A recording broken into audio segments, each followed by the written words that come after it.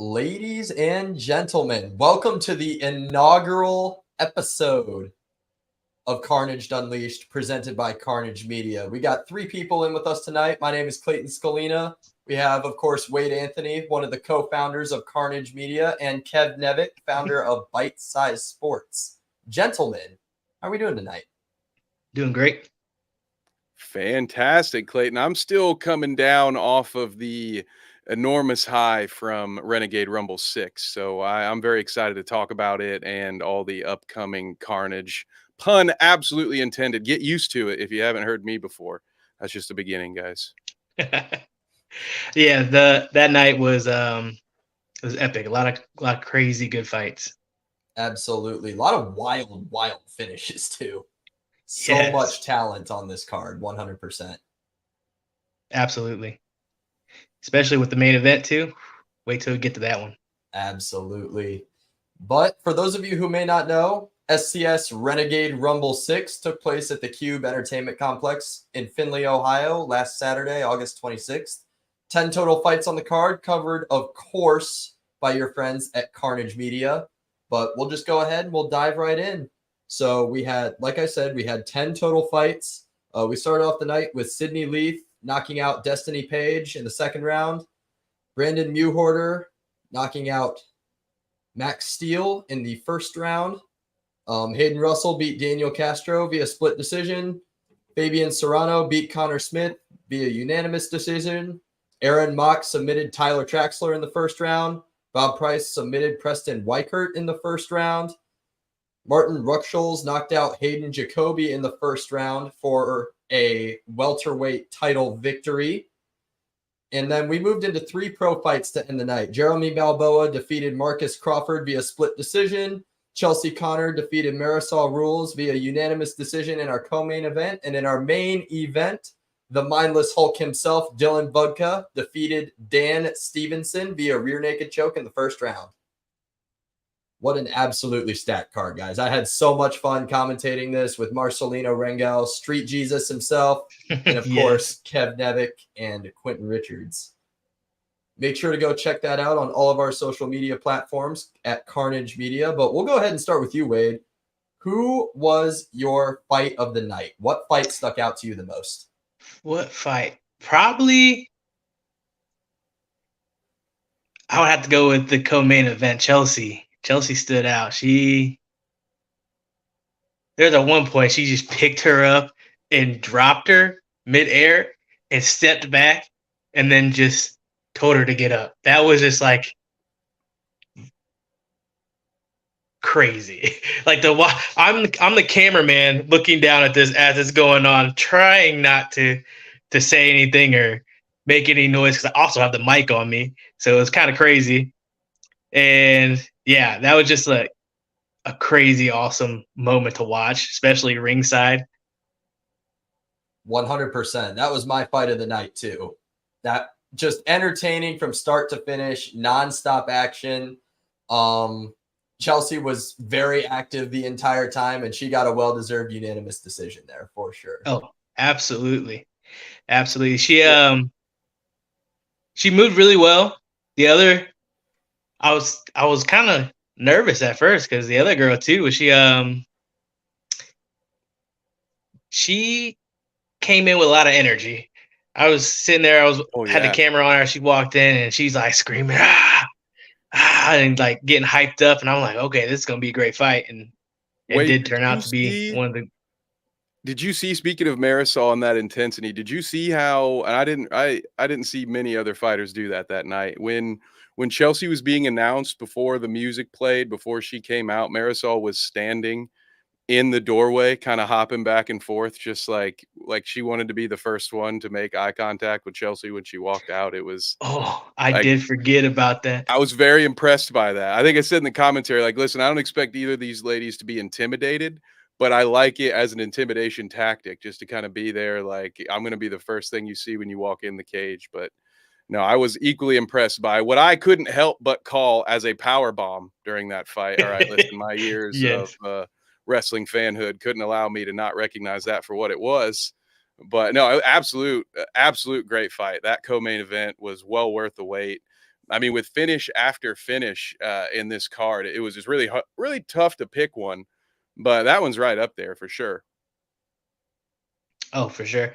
Yeah. Going back to that. Yeah, Marisol stood in that doorway. I thought she was gonna stand there and just like stare down the whole time as Chelsea was walking down. I was about, wow, that's a very powerful mental move there. But she didn't end up staying the whole time. But still, that's some intimidation factors, and that's what you do in these MMA fights. It's not only a physical game; it's a mental game. 100%. Yeah. What about you, Clayton? Is that your favorite? I know. Well, I'm gonna have to pull up. Let me go to Facebook because Marcelino, our other color commentator for the night, he had a different selection for fight of the night. So I'm gonna bear with me for a second. I'm gonna find that so we can add his input to the show as well. Absolutely. While Kev looks for that, like I said, that was definitely my fight of the night. Realistically, though, I'm trying to think hard because there were a lot of great finishes on the night for my performance of the night. But one that really stuck out to me was Aaron Mock submitting Tyler Traxler in his MMA debut to move to 1-0. He had an absolutely nasty slam on Tyler. Oh my gosh. Picked him up, put him on his shoulder, and just dropped him hard. Mm-hmm. And Tyler just never seemed to recover from that. And then he took his back, rear naked choke, gone. Yep.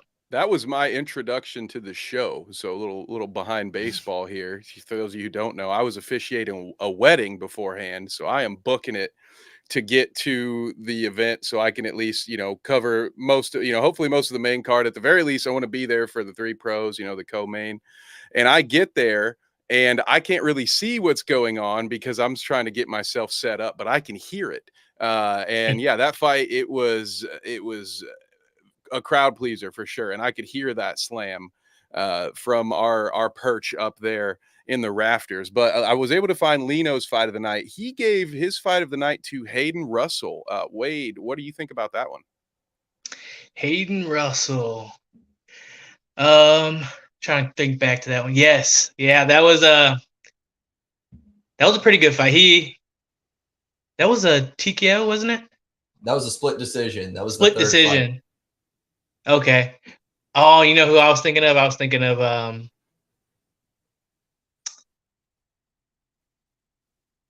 the belt fight. Martin. That's the one I was thinking of. Is it the Hayden Russell? Viking? What's that? One of the best nicknames in the game right now. The hippie Viking. Hippie Viking. There you go. Thank you. Yep. That was another fight that stuck out to me. Yeah, Hayden. He just seemed like it was a very technical battle. Like he very just handled himself, and like the training that he's done definitely paid off. Absolutely. And you'd love to see a guy get a win in his first time out, right? That was his first fight ever. Walked away with a very close split decision. Realistically, could have went either way. I believe up in the booth we had Daniel in round 1 and Hayden in round 3, and then the second round was kind of the tiebreaker there. And we just got a comment from one of the other co-founders of Carnage Media, Zach Dominique. Shout out to you, Zach. I 100% thought Russell was out when they both had the triangle on each other. His arm was just kind of laying there. I thought it was it. And then the ref kind of walked over there. I don't know if he poked at him or asked him if he was okay, but he started moving right after that. Yeah, the ref grabbed. I remember that he grabbed his arm, and it did kind of look like he started to fall, like he was out. But then he gave a thumbs up. I was like, oh, wow, this is wild in this double triangle position. That was, you don't see that very often at all. No. That takes a lot of flexibility that I don't have. I know that. Yeah, absolutely not. No way. But Wade, who was your performance of the night? Performance of the night, it would have to go to the main event, Dylan Budka. Like, to move up from 185 middleweight to going up to heavyweight, and not only get the finish, but he got a takedown on an All-American, D2 All-American, and the choke. I think he weighed in at 207. Yes, correct. Dan Stevenson weighed in a whopping 250. and all of it. And for the folks who may have seen that at home, like the camera angle did not do justice to how big this guy was, Dan Stevenson. Oh my gosh. Agreed. I saw him walking around like when we were getting everything set up and he had a sleeveless hoodie on. I was like, oh my gosh. When we did the interview with him, he said he could bench 475 pounds and he looked the part. He was a big man. Yeah. Absolutely. Monster. Didn't do it. I thought he was big when we did the interviews, just, from the angle, but then, we're up at an elevated level and it's just very clear. You could pick Dan out from anywhere in the arena. We'd have known which one he was.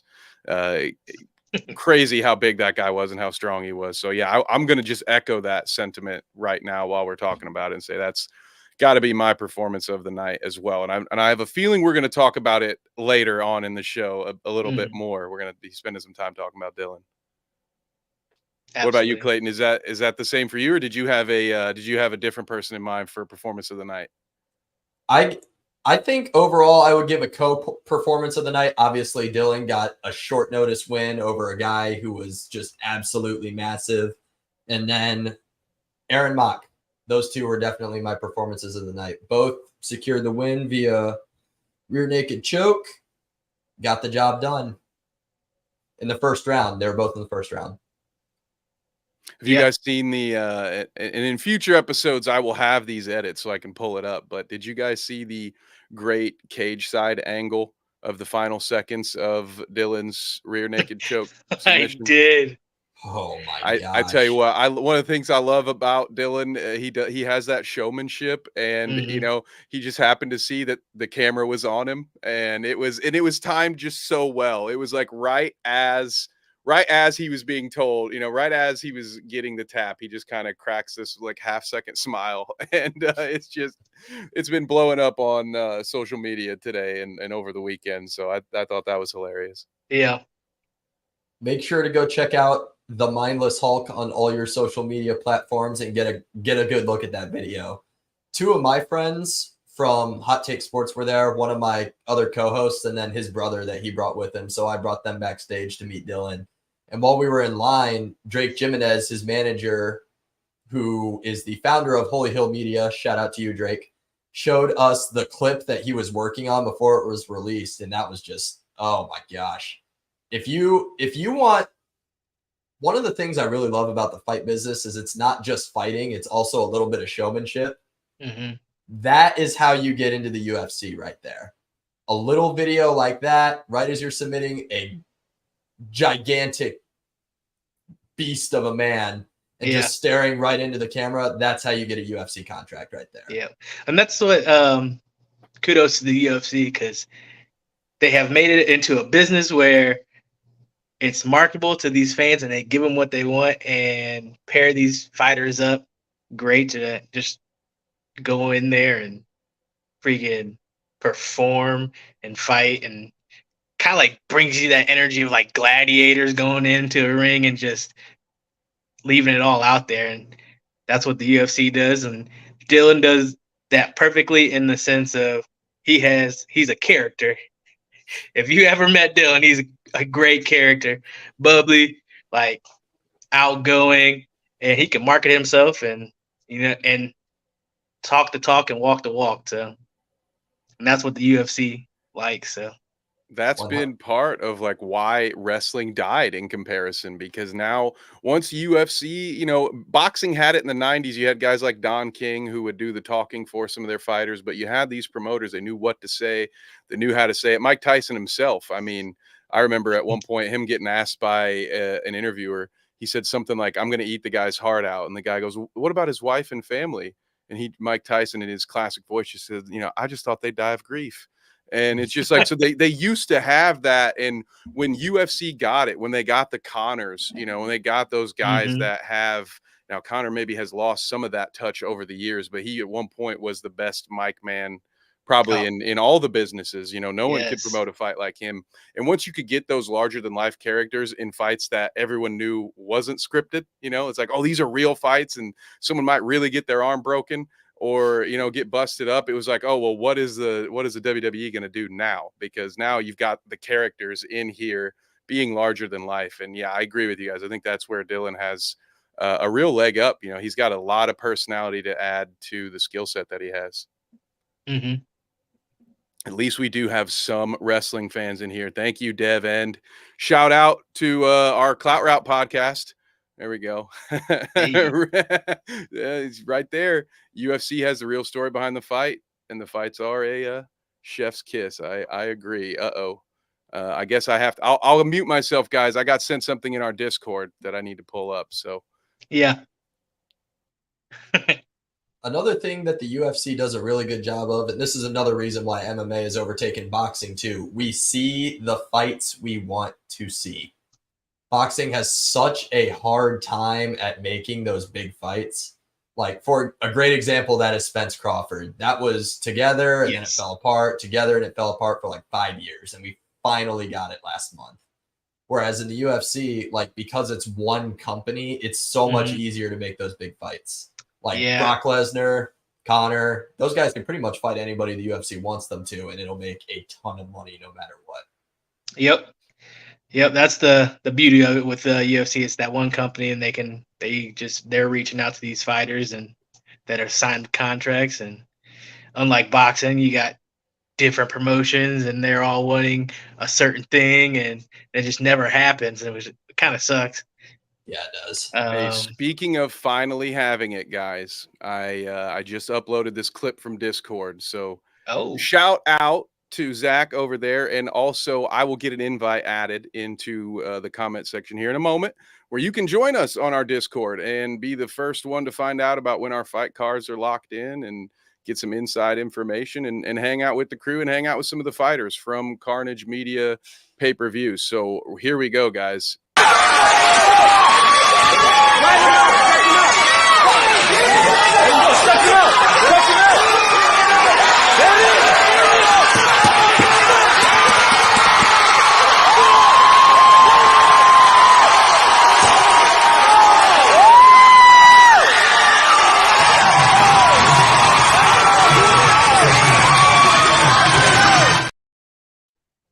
So we didn't get the classic close up on the wink, but you got a little taste of how our main event ended over the weekend. Yeah.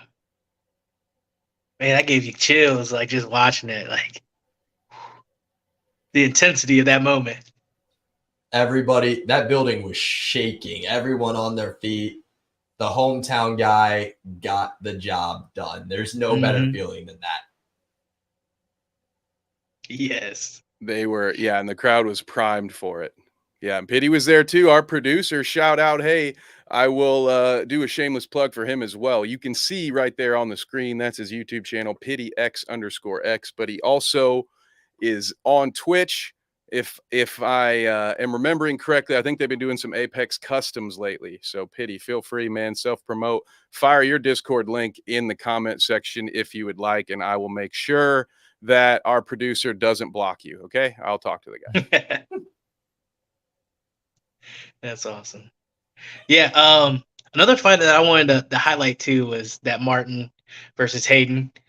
They came out very technical, exchanging punches and blocking leg kicks, and Martin just cracked him a nice. I want to say it was a right hook, but I can't quite remember. But I just know I heard it, and you saw Hayden get a little wobbly.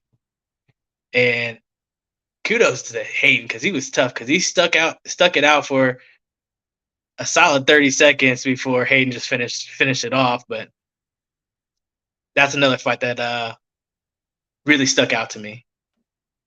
I agree.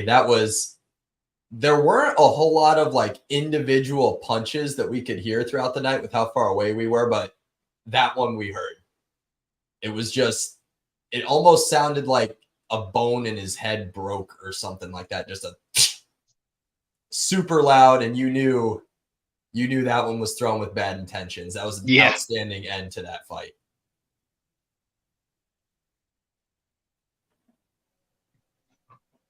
I agree. Hey, we've got a question in here from Dev End, and I will throw it up here. Maybe we can get this before we are out today. She's asking for predictions on this big upcoming fight. What is that? Fight Night 226. Yep. We don't have to jump to it right now. If you guys are ready, I know we were going to talk about some upcoming I'm ready. stuff. So I'm all right. ready.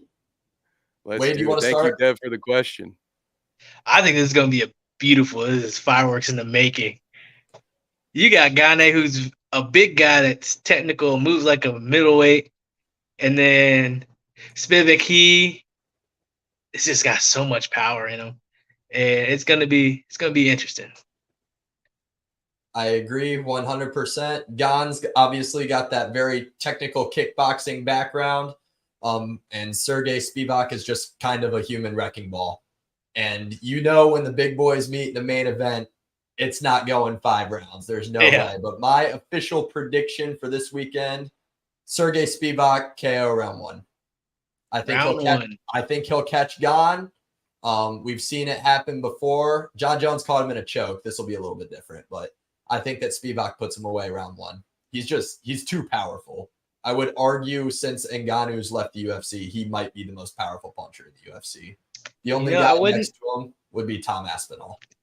Okay, yeah. I wouldn't.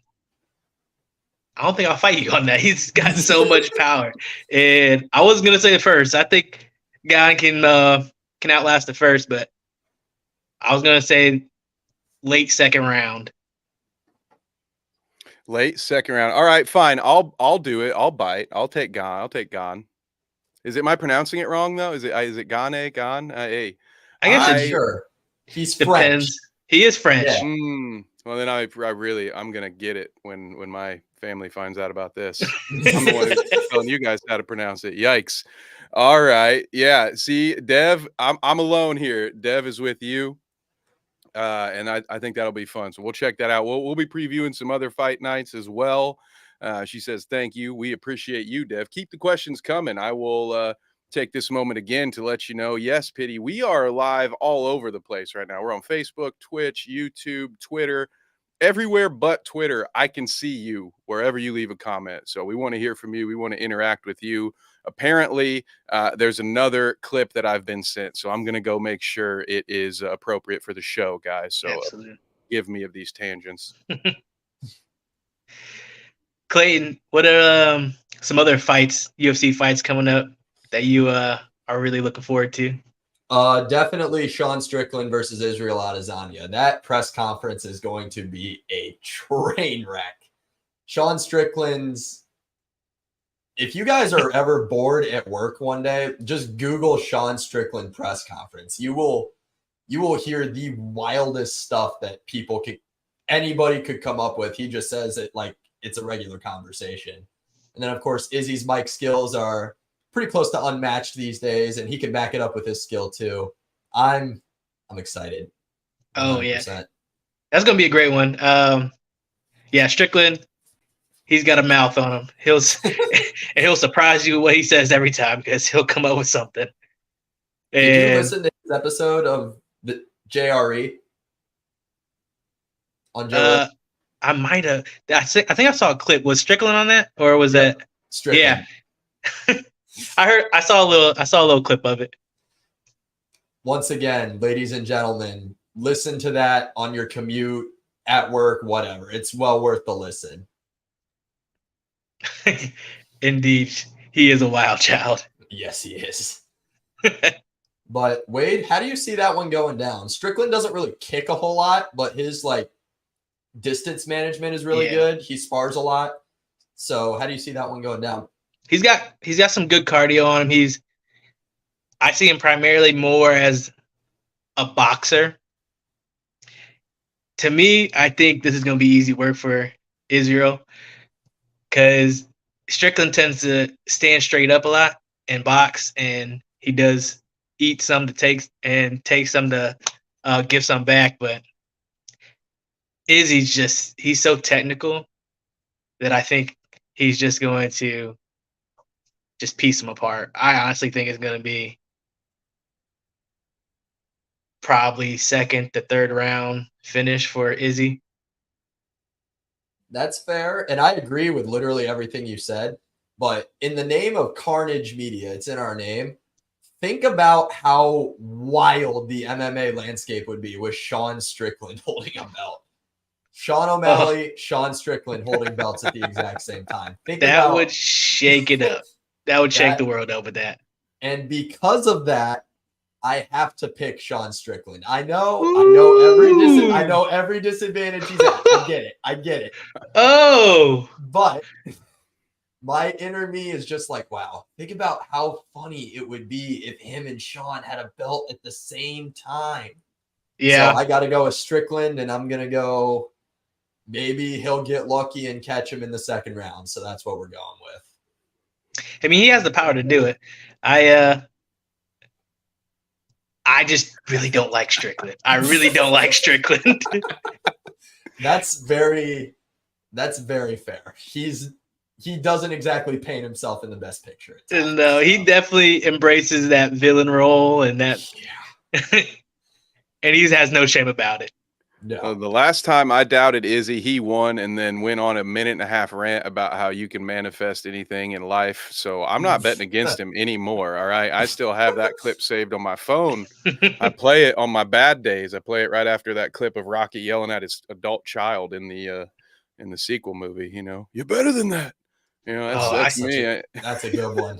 Yeah. Speaking of clips, I don't know if kind of paraphrasing, Izzy when he was fighting Gaslam, and it was like the 5th round, right before they go into the 5th round, it's just a war. I think that's one of Izzy's toughest fights, and he looks at Gaslam in his face and is like, I'm prepared to die, and points at the ground. And going into the 5th round, and I'm like, oh my gosh, that's chills. Yeah. If you're Kelvin Gastelum, what do you do there? Right. Like, this dude's been busting you up for 4 rounds. He looks at you and goes, I'm going to die, rather than like, what do you do? That is intimidation to the max there. Like, you got to be prepared to die to go face him. Like, it's insane. I love Izzy. Izzy's one of my favorite fighters. That's where you pull out your best Gerard Butler impression and just, say tonight we dine in hell and, just get after it, I guess. Easy for me to say. I'm just the guy up the top going, boy, gee willikers, I'm sure glad it's not my job to score these fights. But boy, aren't we having a good time. Yeah. Oh, that is Kev, great. Did you say you had a clip for us, Kev? I got another one. We have more clips. Now, this goes back to our beloved Renegade Rumble 6. I have not looked at it yet, but this is either immediately following or during our main event. So here we go. Another clip of Dylan Budka and Dan. Come on, Dylan.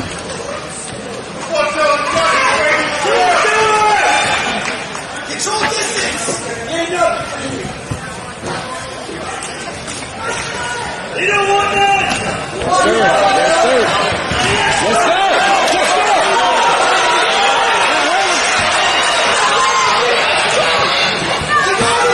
Come on, Dylan.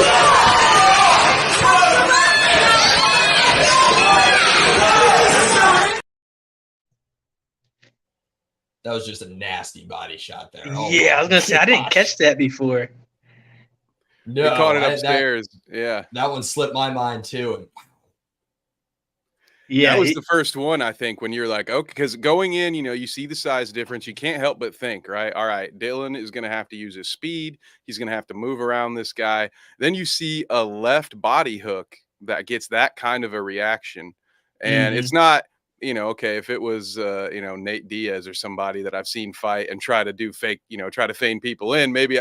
But I have no reason to think that was Dan's intention there. So that was the one that comes like, oh, okay, all right, yeah, let's go. That one was the one that kind of let you know, at least to me, is like, okay, things are about to turn up a notch here in a minute, and they did.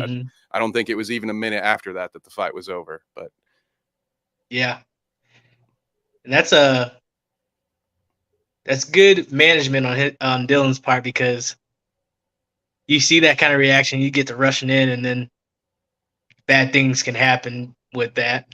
So he took his time and took his patience after hurting him. He knew he was hurt, and you saw the end result there.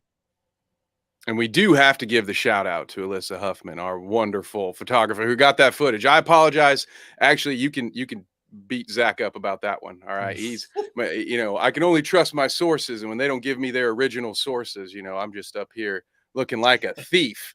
But no, Andy also agrees that body shot was solid and loud. So yeah, we've got all the highlights. Now, allow me this brief moment to let you know that right here on the Carnage Media YouTube channel, you'll be able to catch all of these fights very soon, as well as all of our previous bouts. We have them broken down into nice little manageable single bout highlight clips for you. They cut out some of me running my mouth. They just get you in there, they get you to fight and get you out. So check that out. Subscribe to Carnage Media's YouTube channel to be notified when we go live for podcasts like this and when we have uploaded our newest batch of videos. So appreciate you. And once again, thank you to our wonderful camera person who is clearly not upset with us. I'm so sorry. I'm so very sorry. Yes. She gets some great shots. Oh, phenomenal. And although I missed it, I hear has quite the singing voice too. Did the was it the national anthem to start? Yeah, great job. Shout out to her. I don't know what her fee is. So, if you book her, be ready to pay. Okay. She's not doing that for free, but did a great job, I hear. Yeah, she was extremely nervous, and rightfully so, because I have stage fright and I wouldn't be able to do all that. So kudos to her. I could barely read a script that I wrote in front of 40 people about a wedding, let alone sing notes and carry a tune. We also have, guys, I believe we have another Carnage Media alum coming up. I correct me if I'm wrong. Cage Fury 123. I believe that's September 1st. We have Faith Nichols taken on, and forgive me, I cannot read, Taylor Samarco. So that's a clip that's been popping off on our YouTube channel. Faith's last fight that we got to call. You guys, Wade or Clayton, do you guys have any thoughts on that, on her previous fights here or going into this one? I've seen her train before. She's come out to Demolition, and especially just watching her in that last fight, she looks very solid, very technical. And I've seen her walking in before weigh-ins, and her coaches and everybody. She has a great team around her. So I think she's going to perform very well. Agreed. She put on a show. Clayton, forgive me. I don't think you were with us when we called the last Faith fight, right? Did you get to catch that one? I have not, no. But I do know Cage Fury is one of the better regional promotions in the world of MMA. So naturally, she's taking a step up in competition, and we wish her the best of luck as she makes her Cage Fury debut, correct? Yep. I will say one thing that I will add based on my memory, and this is something maybe between now and the first we can get on a casual Carnage or a Carnage and Chill. I can't remember what we were going to name the streams, but we can maybe pull those up and watch some of those together. But the thing that I remember most was late, I believe in the third round, but I think it was actually late in multiple rounds. Faith would get into this position where she would just kind of plant both feet and just fire, like just got in the pocket, and it almost looked like it was somebody in an exercise routine. You know what I'm saying? Where like, all right, 30 more seconds, just go, burn. But she's hitting an actual person and was still very efficient and technical with those strikes at what had to be, her gas tank near empty. So I found that to be incredibly impressive. And I think it won the judges over in that fight as well, because we saw that in some of the Renegade fights, Clayton. We talked about that on Saturday, how you can get a big takedown or, have that flurry at the final 10 seconds. It leaves that lasting impression with the judges. So I look for her to put on a show. Yeah, absolutely. And the crazy thing about it too is I had talked to her briefly one time at a practice, and she said she has many years of jiu-jitsu. So she's not only good on her feet, she's got plenty of experience jiu-jitsu. So she seems like a very all-around fighter, and yeah, I wish her the best of luck in this debut. Absolutely. And shout out to Quentin Richards as well. I miss you too, brother. He was there. He got to see some of those fights. So yeah, we'll get to catch you on another call. He did join us on the Renegade Rumble 6 card. So shout out to him as well. And hey, thank you. We have a very active chat. I appreciate you all so much. Thank Yes. you. We love you. Keep it coming. All right. We appreciate Yes, it. thanks for the support, guys. Also, shout out to Q. He commentated 2 fights, and I want to say he cornered 4 people on That's right. Saturday. So shout out to you, Q, including he was in the Mindless Hulk himself's Dylan Budka's corner. So it was him, Drake Jimenez, and then Dylan's friend and accomplished MMA fighter in his own right, Gates Cook. Yeah, we got a couple of those Gates fights on our channel too. If you haven't had a chance to see what he's about yet, go check him out. Absolutely. Go check him out. He's tall, Yep. man. Yeah, he's so tall. He reminds me kind of like of Sugar Sean O'Malley. That he's got that same kind of body type. 100%. Oh yeah. A little background on him too is he is from Baltimore and really good friends with Dylan Budka. So they lived together at one point, and when Dylan moved out here, he contacted Dylan, and Dylan was like, "Hey, I can get you back on a good path, and you fly out here, and I can make sure that you succeed in life and help you out the best I can." And they've been taken over. Yeah, they have.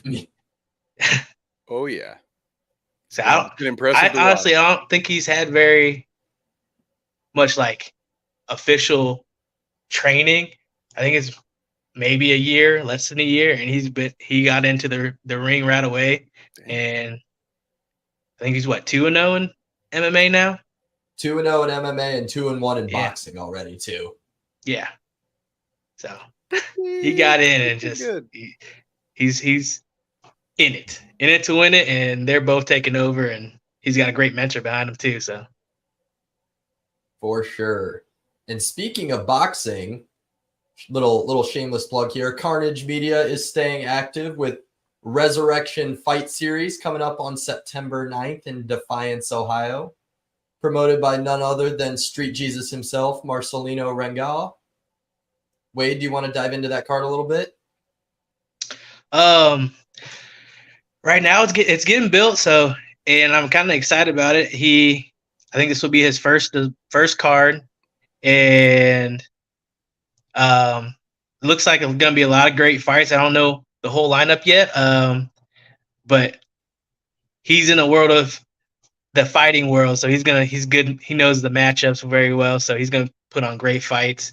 And not to only plug him, he's also going to be fighting on our show, which is September 30th, which is Carnage Fight Series 3, and he's going to be fighting for a belt. So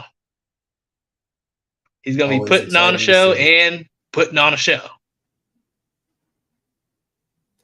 Perfect. There we go. Like we said, Defiance, Ohio at the local AmVets.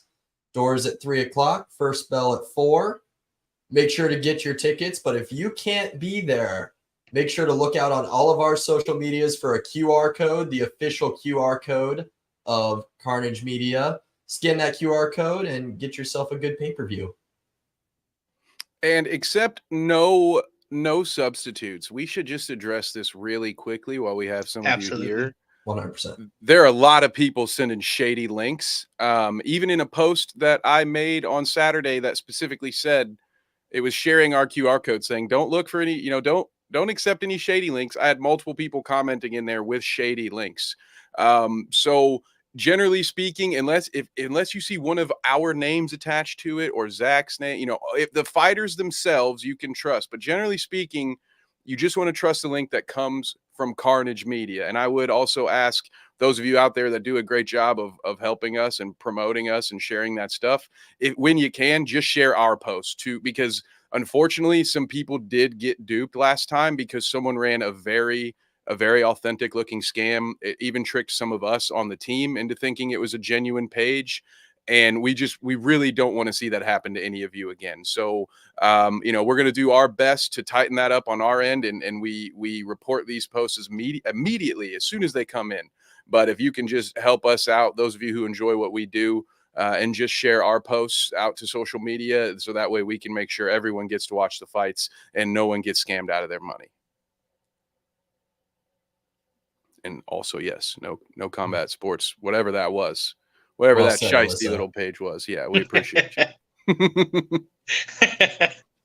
But Kev, do you want to go ahead and hit us with the wrestling news for the week?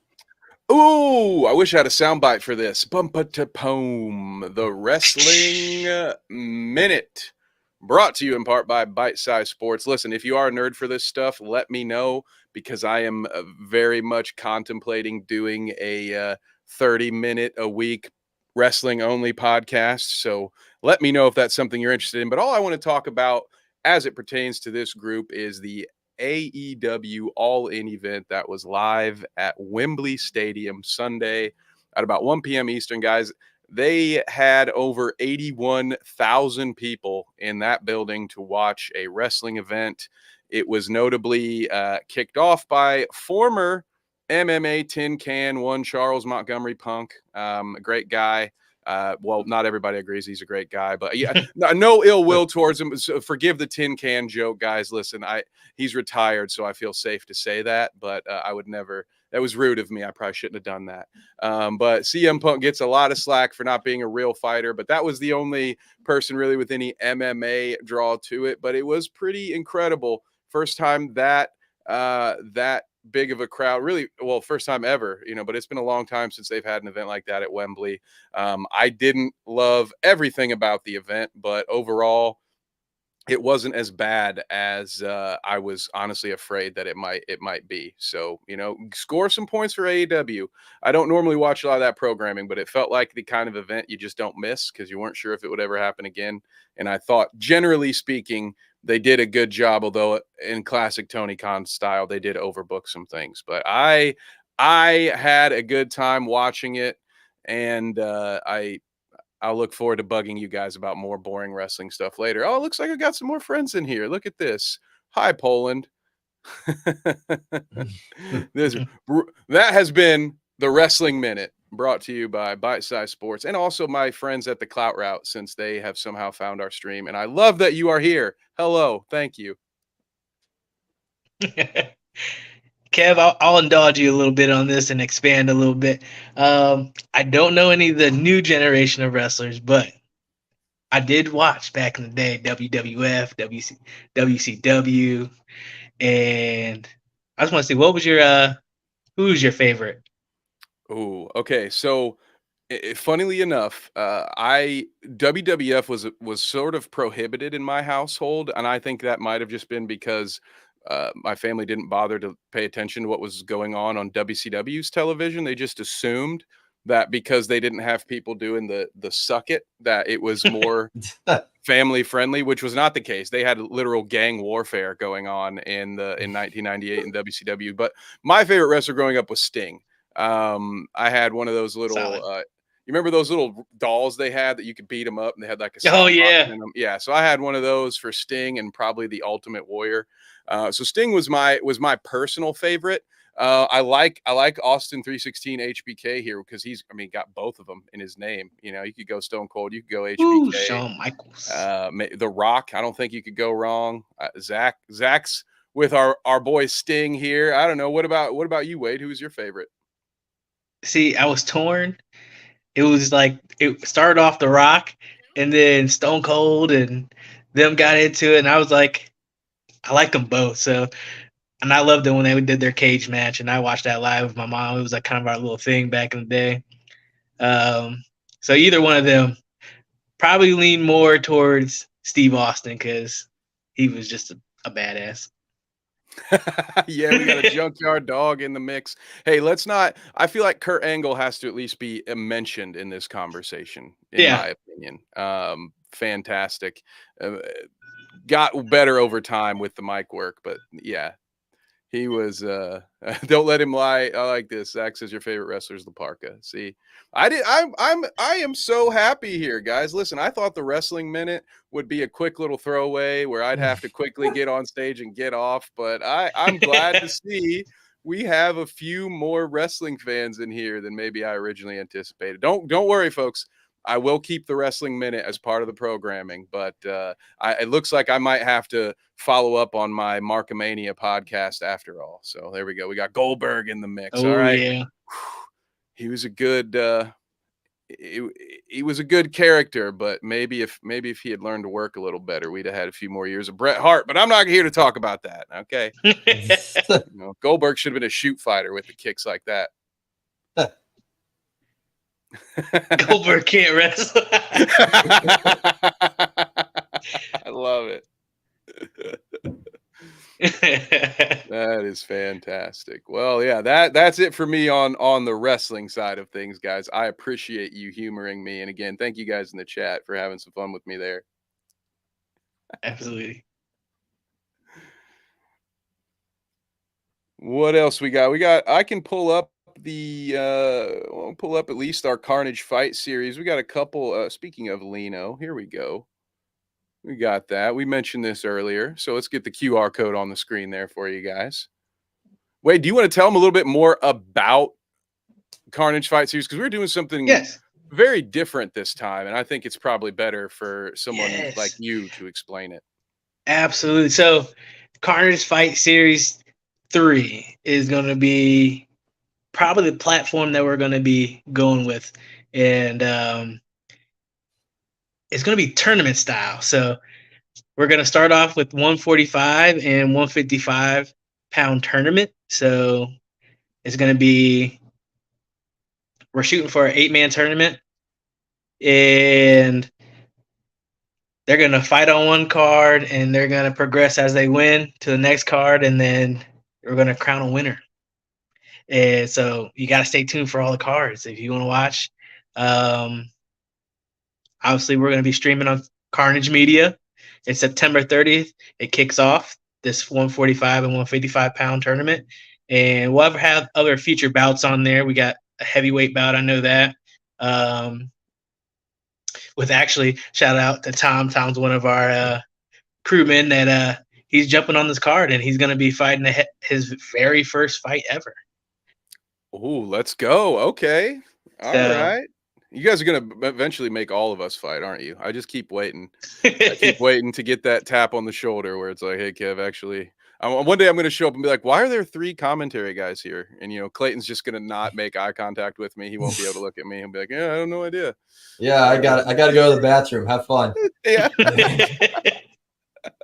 I know, because there's Pity, as if on cue. I know I've been hearing some rumblings that Pity's going to get back into the ring or the octagon. And our ring announcer, Mike Bennett, should have had a fight. Yeah. He was ready. That's all I'll say. He was more than ready. He put the work in. He was very hyped up. Very hyped up. He was ready to go and put some damage in it because he wanted to do one last fight, and he was just too intimidating to his guy, and the guy backed out. I can't say I blame him, but we look forward to getting Mike Bennett in the ring here soon. I think he's on a trip right now, though. I think he might be on a little vacation. Pictures of them. Yeah. They're in Pittsburgh, I think. Okay. Ooh, okay. Go Steelers. Oh, okay. All right. What else do we have to do here? No. Clayton, you wanted to talk about Max Holloway, right? We haven't had a chance to discuss that yet. Oh, yes. I do. For better or worse, Max Holloway walked away victorious, retired the Korean Zombie. I say for better or worse because Max Holloway is just in a tough spot right now. He's beating literally everybody the UFC has been giving him. They've been giving him some guys that have been on the up and come. Calvin Kattar's a great example. He landed over 500 significant strikes on him. Arnold Allen, again, just absolutely dismantled him. Even Yair Rodriguez, who just challenged for the belt back in July.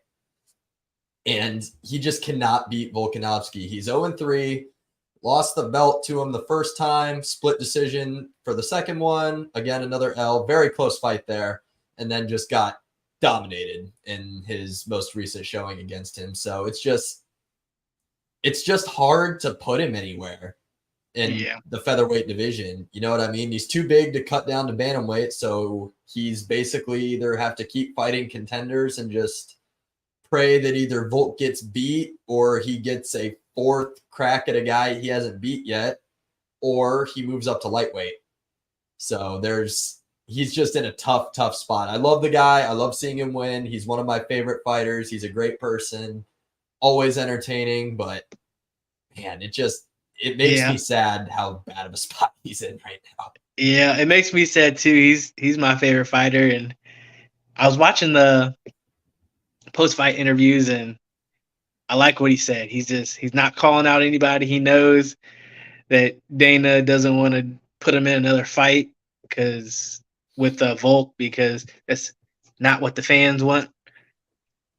And he just said, I'm going to be undeniable. He's going to beat anybody they put in front of him. And he's going to be undeniable. He's going to be the only one that's qualified to fight for the belt. And if Volk is still there, he's going to have to fight Volk. Did you see what Volk said to Ilya Taporia a couple weeks ago? I did not see that. No, what did he say? He said, do not fight Max. I'm tired of Max stealing all my contenders. Do not fight Max. I can't, He's just can't so say good. I blame him there. Yeah. But Yeah, Max is my favorite. He's a great guy who's also entertaining. And he just puts so much volume. So, if you're watching a Max Holloway fight, you're going to be entertained. So, no matter what. He also, I was listening to another podcast, MMA On Point. Everybody go check them out. But they did a study on who has the best chin ever. And they gave Max Holloway number 1. He's never been knocked down. That's true. He isn't. And he's been in there with some dangerous guys, Conor McGregor, Dustin Poirier. Obviously he's been in there with Volkanovski 3 times. Mm-hmm. So it's crazy who he's fought and he hasn't been knocked down. A dream fight for me, because I think it would be I don't even know what I would say to this, but watching him fight Justin Gaethje for the BMF belt. Ooh, yes. I didn't even think about that fight, but that would be so entertaining. That would be a bloodbath. I'd watch Yes. That. You got Gaethje, who's just got some power, and then you got Max Holloway that's just cardio and accurate. Yeah. Everything lands. Yeah. Yeah, especially hits one of those head kicks like that last fight. I could not believe that Justin Gaethje threw a head kick. That blew my mind. Oh my gosh. I was sad because I didn't get to watch that. I was at a wedding, and I immediately after the wedding get home, and I'm just trying to find a highlight of what happened. And then I saw that highlight of that head kick, and I'm like, kudos to Poirier too, because he gave him the credit. He's like, that wasn't no lucky shot. He perfectly set that up. And, I like it when fighters actually give credit or credit's due. Where does he go? Because you got to think, this fight to me was kind of the UFC being like, all right, we have 2 guys that are not near the end per se, but closer to their way out than their way in. Let's have them fight against each other because they had a great clash the first time they were out. The winner gets to move on. But nobody really knows what Poirier is going to do. Honestly, I think it's very marketable right now to do a rubber match, because the first time Dustin knocked Gaethje out. Gaethje this time knocked Dustin out. So I feel like there's got to be a rubber match there somewhere. I could see Justin Gaethje waiting though. I could see that too.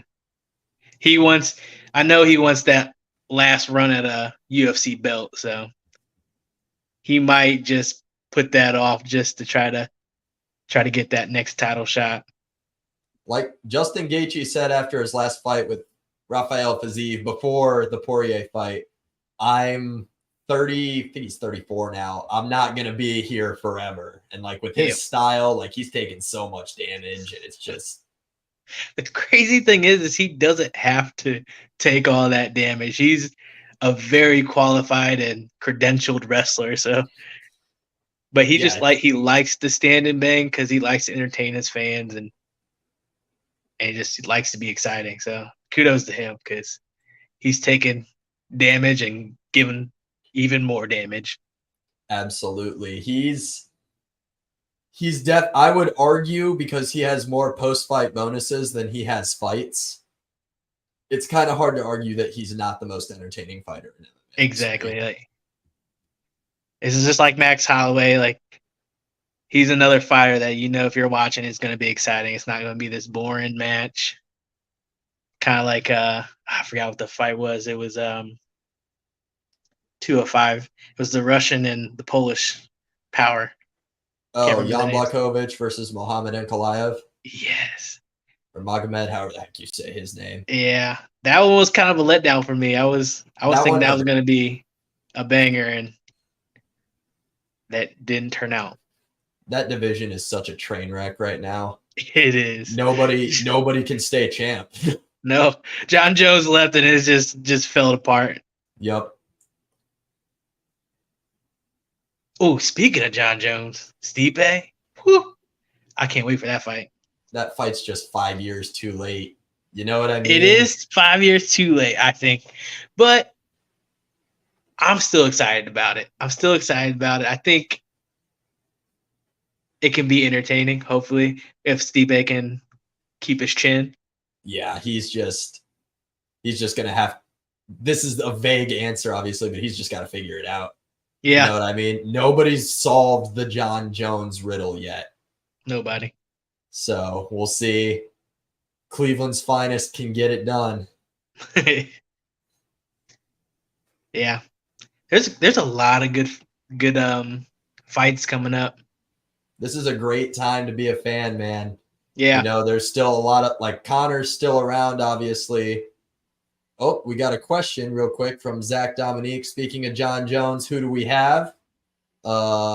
Wade, I'll let you start this one. I started the last one. I'll let you go.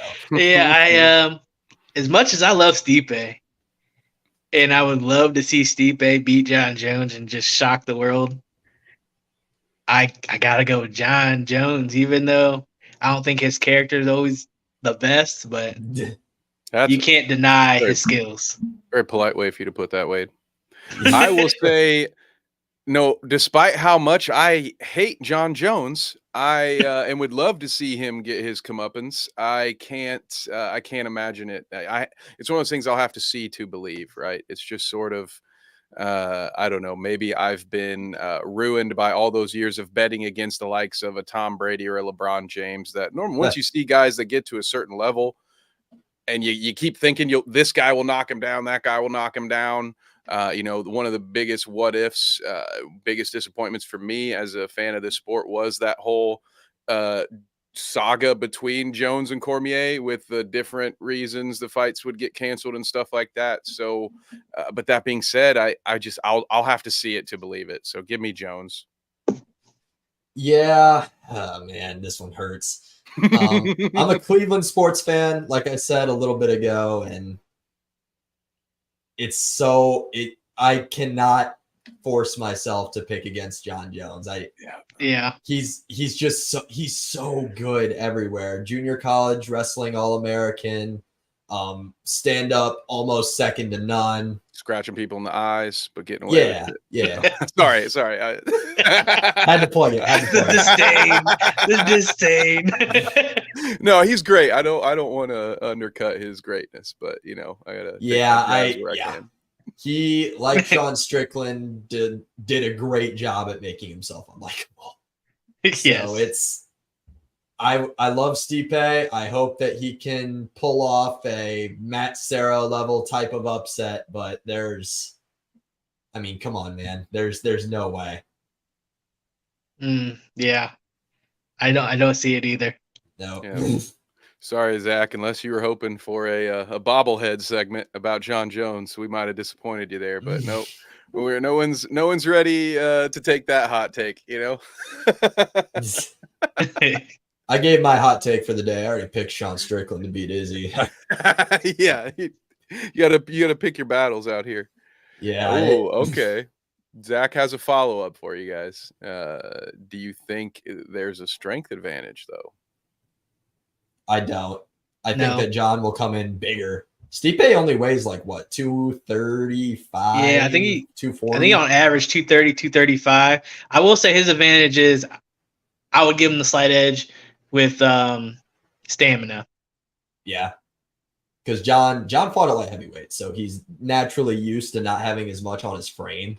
Yeah. So, and we didn't everyone was freaking out after he beat Cyril Gane, but like we didn't really see that much of John Jones. Yeah. Like, you know what I mean, it was his first fight at heavyweight. He looked a little slow, but like that's been his like how long since his last fight, and 3 he years. bumped up, and he's gonna have that ring rust. So I want to wait to see him again because I don't think it's gonna be as sluggish as he looked. I think he's gonna be more crisp. No, But, I think he'll have figured maybe it out not. too. Maybe Stipe. Maybe Stipe can do it. We'll see. Somebody's got to solve the riddle, right? I know. Right? Fingers crossed. No, let me know, chat. Anyway.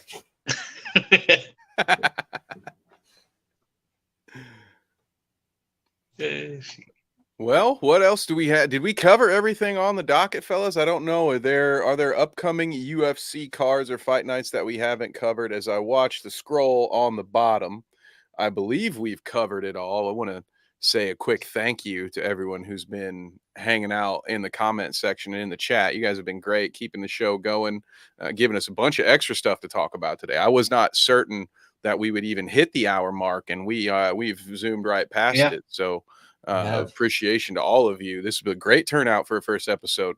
But again, back to my original question, Clayton, was there anything that we had that we haven't discussed yet you wanted to talk about? Nope. Like we talked about a little bit, Gane versus Spivak is next weekend. And then UFC 293 after that. So not too much there. An interesting fight, I guess, to just kind of a final thought on UFC 293. Former NFL football player Austin Lane will be making his second attempt to fight in the octagon. His first fight ended in an eye poke, no contest, but they're going to run it back. It's always interesting to see a football player in the octagon. Yep. That's true. Look forward to that. You know, speaking of former athletes and octagon, I just noticed, Wade, I don't know if you saw this or you, Clayton. I've seen some posters going out. UFC legend Mark Coleman is going to be participating in a celebrity boxing match down in Florida here in a couple months. Really? I had seen that. Yes. I think he's training for it. I follow him on Instagram. I think I see videos of him running and hitting pads and stuff like that. I think he's training for it. So that'll be interesting to see for sure. Yeah, that's phenomenal. A little hometown legend for those of us from or have lived in the Findlay area. And look at this, guys. It's a good thing we hit that hour mark or went past it, because we get to break news right here for you on episode 1 of Carnage Unleashed, because we just got the word from Zach that Carnage Media will be hosting Muay Thai in November. So look out. Mark your calendars. Again, be a great time to go ahead and hit a subscribe button or maybe a follow button on Facebook or Twitter. Subscribe, I think, is what it's on X now. But hey, yeah. X. Make sure you follow us on X Premium, guys. Yeah, please do that. Thanks, Elon. Yeah, thanks for that one, bud. But yeah, let's be sure to follow us somewhere so we can give you more information on Muay Thai in November. Wade, how do you feel about Muay Thai? I know I got some studying to do now. Let's say that. Yeah, so Muay Thai is a form of kickboxing, but I can't remember. It's like the 8 points of the body, whatever. So it's like your fists, your elbows, knees, legs, and it gets brutal. We've seen some, Clayton, we've seen some Muay Thai fighters in some of our kickboxing matches before. I believe, I can't remember if you were with me for that one, but we had someone, I believe it was in a Carnage fight series. We had someone fight Yes. with the Muay Thai bands on. We had a chance to talk to him about that. So it'll be very interesting. I've only gotten to see it a couple times where it's been a clashing of styles, right? It's like a Muay Thai versus a traditional kickboxer. So to see a Muay Thai only tournament will be something new for me. I'm excited. Clayton, what about you? Have you seen this before? Muay Thai is just a brutal sport, man. Like, you know what I mean? I saw an interview where Patty Pimblett, somebody said, "Oh, MMA makes boxing look like child's play," and he said, "No, Thai boxing makes MMA look like child's play." Those guys are crazy, man. Tiger Muay Thai out in Thailand. That's where Hamzat Chimaev trains, and you'll see guys eat, sleep, breathe fighting out there. It's crazy what they put their bodies through. So I'm very excited. It's insane. I mean, I've watched some videos where them Thai guys are out there just kicking down trees like their bare shin. Oh, it's crazy. I mean, I've even saw what's his name? I can't remember his name, but I saw him kick a metal bat and denting metal bat. Like, what are these guys made out of? Bamboo and steel, I guess. I don't know. Yeah, insane. Yeah, so be ready for some hard kicks. Let the sound echo the stadium. It's gonna be brutal. And I'm kind of excited. I'm excited to be ringside on that one. Yeah, I know. I can't wait. That's a good thing to fill the winter months with. We'll heat things up in the arena that night. So make sure you stay tuned to stay updated. You'll know shortly after we know, because we will definitely want to get the word out about Muay Thai coming to Carnage Media in whichever state we'll be broadcasting it from. Yeah. Oh, also forgot to mention the man of the hour, Dylan Budka. He is putting on his Mindless Mania boxing series October 14th in Fostoria. So we'll be covering that one as well. That's right. Yeah, thank you, Wade, for getting that one in there. Yeah, so now we've got at least two. We got at least 2 events in September. We got boxing in October, Muay Thai in November. Guys, you think you're already figuring it out that Carnage Media is the place to be for your up and coming professional and amateur combat sports. Listen, we're adding more. I am working on my very secret project, which is not so secretly that I'm going to bring Bader ball into the United States. All right, we are going to have 3-on-3 full contact MMA basketball in this country sooner rather than later. But no, if you want to check out our current catalog, again, go get a sampling on our YouTube channel right after we're done. And yes, we love those elbows. Again, as long as I'm not taking them. Can't wait to call them. Yeah. Well, that about does it for me. Clayton, you got anything for the people at home? I think I've done enough of the usual plugs, but we definitely should all at least do one round, let everybody know where they can find you. So I'll hand it to you first, Clayton. 100%. Follow all my socials at cscalina12, Twitter, X, whatever. It's Twitter. I don't care. It's Twitter. Twitter at cscalina12, Instagram cscalina12, and make sure to follow my podcast at Hot Take Sports 16 on all of our social medias. It's me and 4 of my friends talking about the greatest hot takes the internet has ever seen. So make sure to follow all of us. I love you guys, and thank you very much for tuning in. Yes. Well, what about you, Wade? You are next up. Awesome. Yeah. So we are going to be having some great shows coming. So just follow all of our socials: Carnage Media, PPV, YouTube, Discord, Twitter, Facebook, Instagram. So if you follow all those, you're definitely going to get the info and know what's going down, when it's going down. So stay tuned and tune in. Thank you for all the fans that support us and continue to help us grow. So that's all I got to say. Thank you. I will echo that. Thank you. And bear with me, guys. I have to run through a little bit longer of a list that I was planning, but my people showed out for me today, and I feel like I owe it to them. So I want to give a shout out. Of course, you can find me on Twitter. This info's on the screen at @KevNevic_. All of my dear friends at Bite Size Sports. That's Bite_Size Sports. We have our NFL network getting ready to launch. We're going to have team-specific NFL podcast to get you through the entire regular and postseason. We also have NFL, a general NFL news show tomorrow at 9 p.m. We've got fantasy football going on right now, actually, on Bite Size Sports, but we also have draft coverage on Wednesday and Friday nights. Our NBA program, The Bounce, is Thursdays at 9 p.m. And of course, shout out to the viewers from the Clout Route that came to hang out with us today. I really love that. Thank you. You can catch the main show on the Clout Route Presents YouTube channel on Tuesday evenings. And we also do our bonus show, The Shout Out, on Sundays. I'm probably forgetting some things here and there. Oh, yeah, I edit for Last Word on Sports. So please give them a few clicks. We appreciate you there. But most importantly, we appreciate you for being here. So I'm gonna do something here, guys. As we sign off, I am going to thank every individual that I can see in our comments. All right. So shout out. We appreciate you. We want to see you come back. Thank you, Drake. Go follow Drake Wally on Twitter if you want some Colts content. We got another thank you to Zach. Of course, Dev End, appreciate you. Pity on not just YouTube, but also Twitch. Don't forget to check him out. Pity X_X. The greatest camera woman in the game, Alyssa Huffman. Thank you again for helping us out. Andy Martin, appreciate you for stopping by.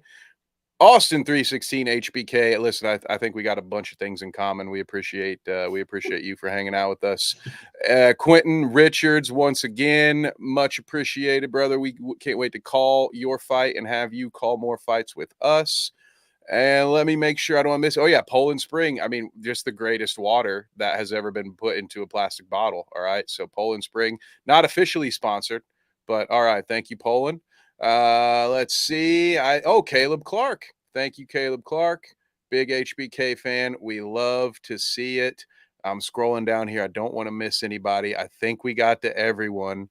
Yeah, too bad we don't cover Notre Dame football. Well, you know what? If you were a fan for that team for 35 years like I have, you probably wouldn't want to talk about it much anymore either now, would you? Oh, but that's it. That's all I have. Thank you all so much. You guys made this great. Look for us Monday nights right here, 8 p.m. Eastern, and we'll notify you. We'll let you know when we go live. But thanks again. Until next time, we've been Carnage Unleashed. And I don't have a clever outro tagline for us yet. So see ya. We'll work on it.